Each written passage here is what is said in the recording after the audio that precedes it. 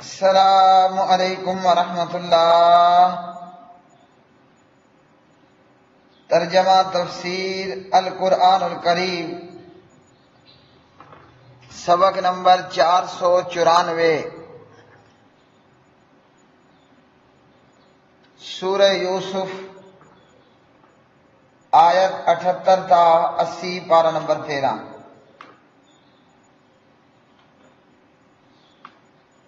اعوذ باللہ من الشیطان الرجیم۔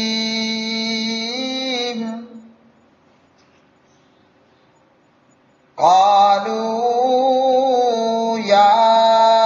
ایہا العزیز ان له ابا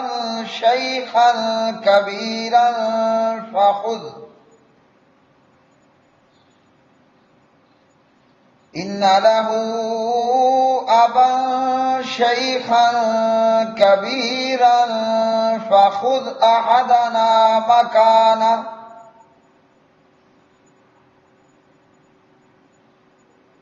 إنا نراك من المحسنين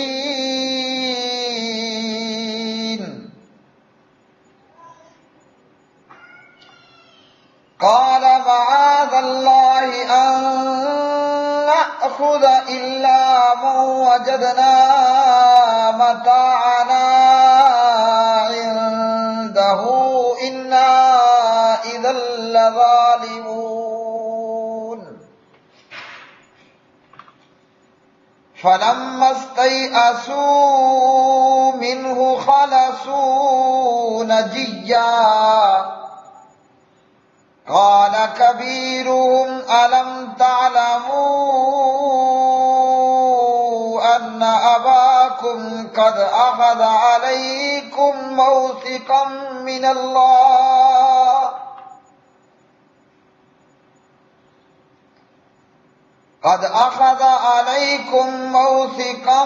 الله ومن قبل ما فرطتم في يوسف فلن أبرح الأرض حتى يأذن لي أبي أو يحكم الله لي وهو خير الحاكمين۔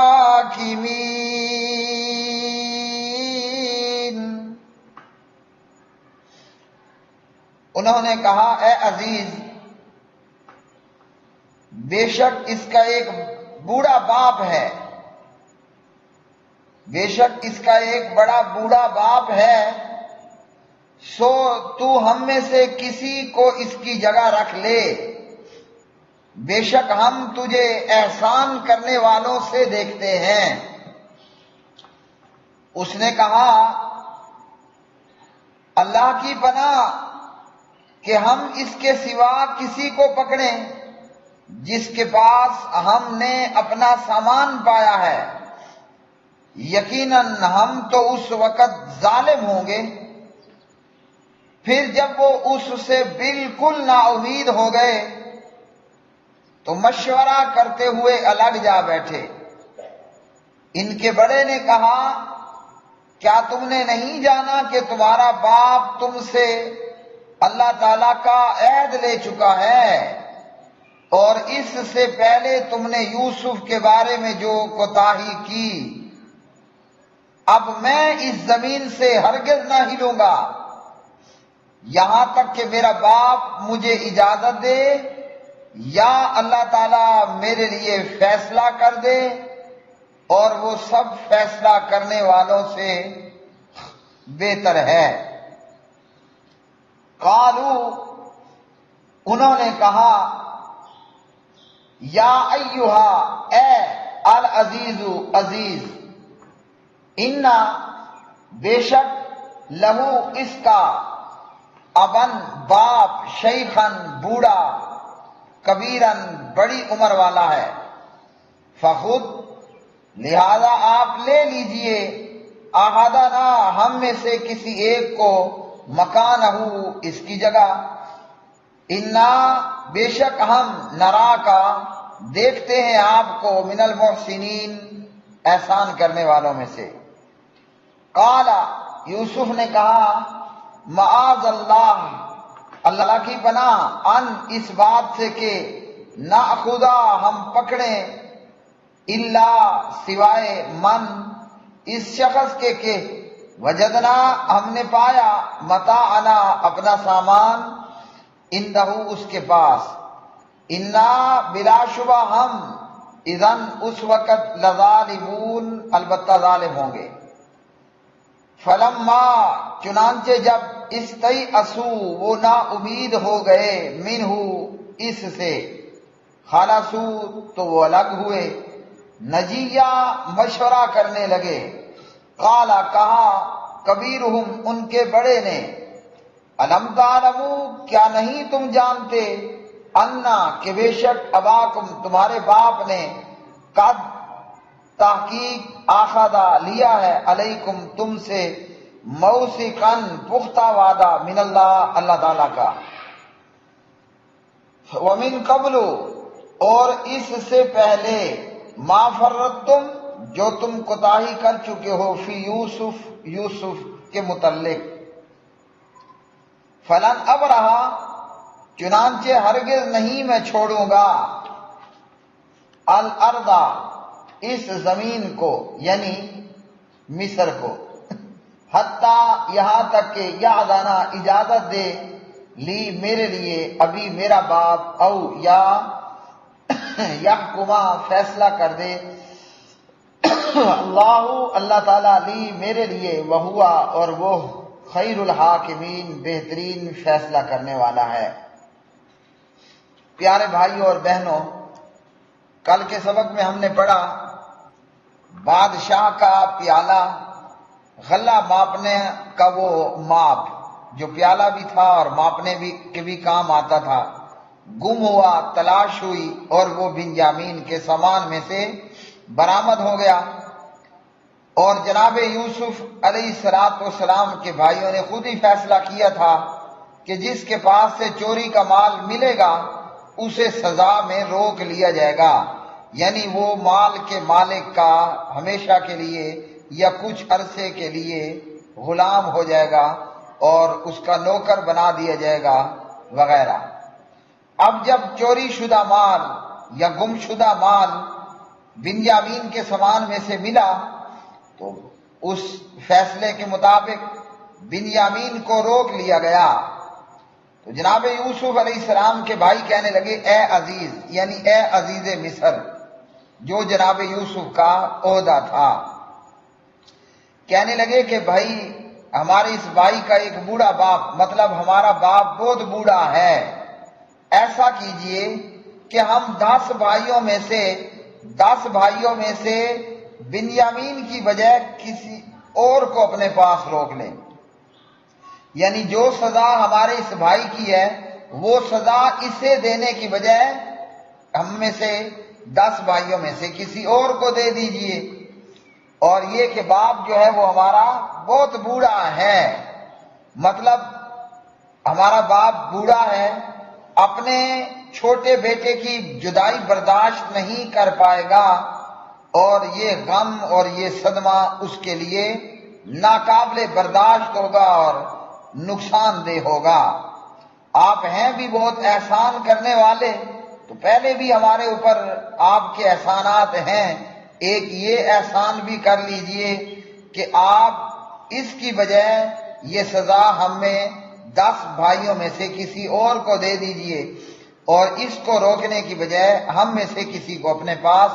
روک لیجئے۔ جناب یوسف علیہ السلام نے کہا کہ اللہ کی پناہ، ہم تو اسی کو روکیں گے کہ جس کے پاس سے ہمیں سامان ملا ہے۔ یہاں جناب یوسف علیہ السلام نے کمال کا انداز اپنایا کہ بنیامین بے گناہ تھا،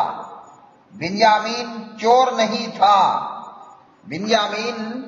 بے گناہ تھا اور بنیامین چور نہیں تھا۔ تو جناب یوسف علیہ السلام نے یہ نہیں کہا کہ ہم چور کی بجائے کسی اور کو سزا دیں، کہا کہ ہم نے تو اسے ہی روکنا ہے جس کے پاس سے ہمیں سامان ملا ہے۔ اب چونکہ بنیامین کو اپنے پاس بھی رکھنا تھا، اور وہ چونکہ معصوم تھا، چور نہیں تھا، بے گناہ تھا، تو اس پر چوری کا الزام بھی نہیں لگانا، اس لیے کہا کہ ہم اسے ہی روکیں گے جس کے پاس سے ہم نے سامان پایا ہے، جس کے سامان میں پیالہ اور ماپنے کا وہ برتن موجود پایا گیا۔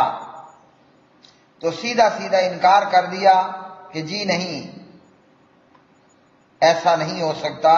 جو تم مشورہ دے رہے ہو اور جو تم کہہ رہے ہو۔ اب جب یہ 10 کے 10 بھائی جناب یوسف علیہ السلام سے، عزیز مصر سے مایوس ہو گئے، تو مشورہ کرنے کے لیے بیٹھے کہ ہاں بھائی کیا کریں۔ تو بڑی عمر والا یا بڑے عقل و فہم والا، 10 بھائیوں میں جو عمر میں بڑا تھا یا عقل و فہم میں بڑا تھا یا ان کا امیر لشکر تھا، قافلے کا ان 10-11 بندوں کے لشکر کا جو امیر تھا، وہ کہنے لگا کہ جناب یہ بات اپنے ذہن میں یاد رکھنا۔ بھائیوں سے کہا کہ ہمارا باپ یعقوب علیہ السلام ہم سے اللہ نام کا عہد لے چکا ہے، اب اس عہد کو پورا کرنا ہے، اور ہم اس سے پہلے بھی اپنے باپ کو اپنے بھائی یوسف علیہ السلام کے تعلق سے شدید صدمے سے دوچار کر چکے ہیں۔ ہم نے اس سے پہلے یوسف کے بارے میں جو کوتاہی کی، جو ڈرامہ کیا، جو صدمہ پہنچایا، وہ بھی یاد رکھو۔ مطلب پہلے ہی ہم اپنے باپ کو یوسف کے تعلق سے شدید ترین مصیبت اور دکھ اور درد و علم سے دوچار کر چکے ہیں، اب یہ دوسرا کارنامہ بھی اگر ہم نے سر انجام دیا تو دیکھ لو کہ ہمارا کیا بنے گا، اور ہم سے ہمارا باپ اللہ نام کا عہد بھی لے چکا ہے۔ اب بادشاہ بھی اس کو چھوڑنے پر تیار نہیں ہے،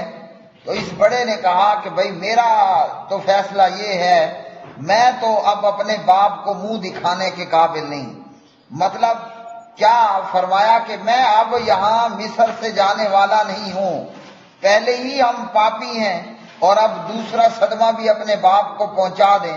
تو کہا کہ میں تو یہاں سے جانے والا نہیں ہوں، میں تو یہی مصر میں ہوں، یا تو میرا باپ مجھے اجازت دے کہ چلو آ جاؤ تم، یا یہ کہ اللہ تعالیٰ میرے لیے فیصلہ کر دے، مطلب میں یہیں مر جاؤں گا، میں اب مصر کو چھوڑنے والا نہیں، یا جناب یوسف کی اپنا بنیامین کی رہائی کے حوالے سے کوئی اسباب تیار ہو جائیں تو میں یہاں سے نہیں نکلنے والا، یا تو ہمارے بھائی کی رہائی کی کوئی صورت نکل آئے یا میں مر جاؤں، میں یہاں سے اب جانے والا نہیں ہوں۔ تو بھائیو یہ ہوا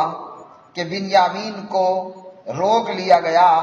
کیونکہ اس کے سامان میں سے بادشاہ کا پیالہ اور ماپ جو ہے وہ برآمد ہو گیا۔ اب یہ 10 کے 10 بھائی سر پکڑ کر بیٹھے ہیں کہ پہلے ہی ہم اپنے باپ کو مصیبت اور صدمے سے دوچار کر چکے ہیں، اور اب یہ دوسرا بڑا ہنگامہ ہو گیا۔ اب اگر باپ کے پاس جائیں تو کس منہ سے جائیں؟ پہلے ہی وہ جناب یوسف علیہ السلام کے غم میں ان کی آنکھوں سے آنسو روا روا ہو کے ندی کی صورت میں آنسو ضائع ہو چکے ہیں، اور آنکھوں کی بینائی بھی ختم ہو چکی ہے۔ تو اب جائیں تو باپ کے پاس کون سا منہ لے کر جائیں؟ اب ان لوگوں پر بہت بڑی پریشانی ہوئی، بڑا حادثہ ہوا۔ پہلے انہوں نے جناب یوسف کو ڈرامہ کرتے ہوئے اپنے باپ سے دور کر دیا اور باپ کو بہت بڑے صدمے سے دوچار کیا، اور اب یہ معاملہ ان کے ساتھ ہوا کہ یہاں اس معاملے میں انہوں نے بنیامین کے ساتھ ایسا معاملہ نہیں کیا، لیکن یہ بات ہو گئی اور یہ حادثہ پیدا ہو گیا کہ بادشاہ کا پیالہ گم ہوا، وہ بنیامین کے سامان میں ملا۔ اب یہ 10 کے 10 پریشان ہیں، اس مصیبت میں کریں تو کیا کریں؟ وآخر دعوانا ان الحمدللہ رب العالمین۔